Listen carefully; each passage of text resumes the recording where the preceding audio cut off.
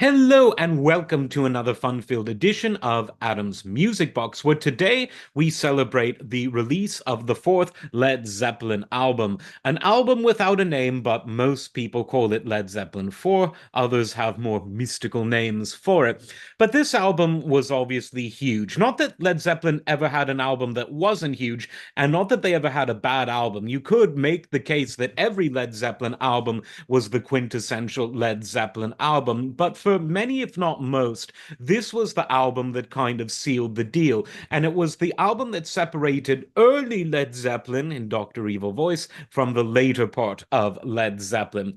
Now, the album it ticks the boxes for what makes an album great. There's no filler. Every song is wonderful. And even though Led Zeppelin had a no single policy, they wouldn't formally release singles, they nevertheless got a lot of airplay.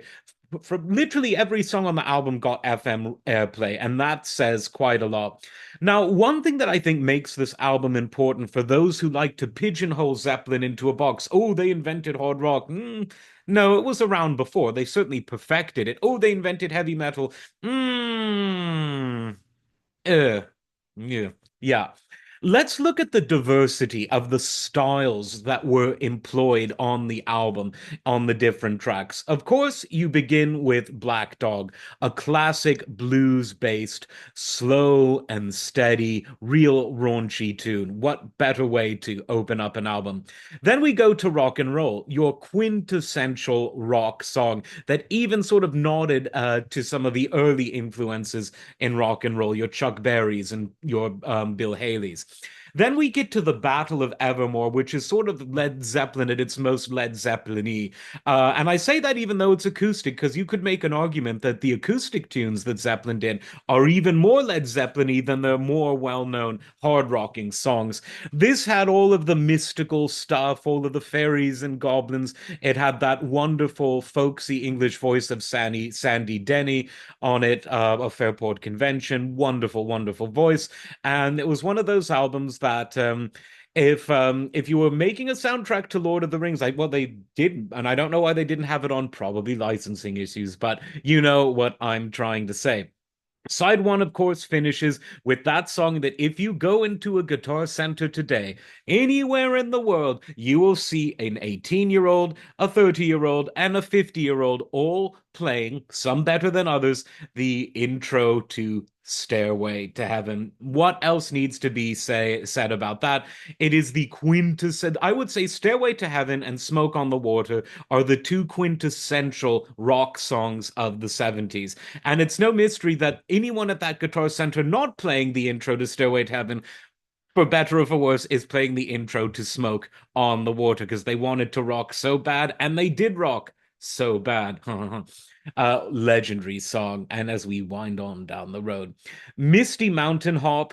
This was a song that was sort of combining the more rocky and the more mystical elements of Led Zeppelin for Styx, named for the things that John Bonham was holding in his hand. Another sort of a real sort of groovy rock number there. And to finish the album off, you've got two very different songs. You've got Going to California, a wonderful, almost sort of beachy ballad, if you will, where Robert Plant's voice just really soars. And then to round things off, you get the shuffle of all shuffles, if you will. You've got When the Levee Breaks. Everyone knows the drum intro.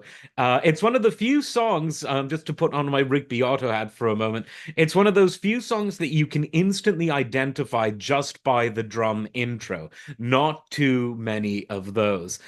What else can you say but a perfect album? And the album's artwork really just sort of rounds it out. You've got the sort of Victorian style picture frame on the front cover with the old man with the bundle of sticks on his back. On the back side, you've got sort of rows of older houses with an ominous sort of communistic tower block above them and the foliage in the front. I mean, it's something that we think of as very cliche and Spinal Tap now, but this was new in 1971. This was very new in 1971. So I think it's always important to sort of have that context in mind when you're thinking about these sorts of things. And It said Led Zeppelin. I mean, Led Zeppelin were already legends, but after this album, they really could do no wrong. And as I said, there is no such thing as a bad Led Zeppelin album. So happy birthday to Led Zeppelin 4. May you always be with us at a guitar center near you. They are not sponsoring this video, but you know where to find me if you want to. Like, subscribe, and we'll see you next time. Take care.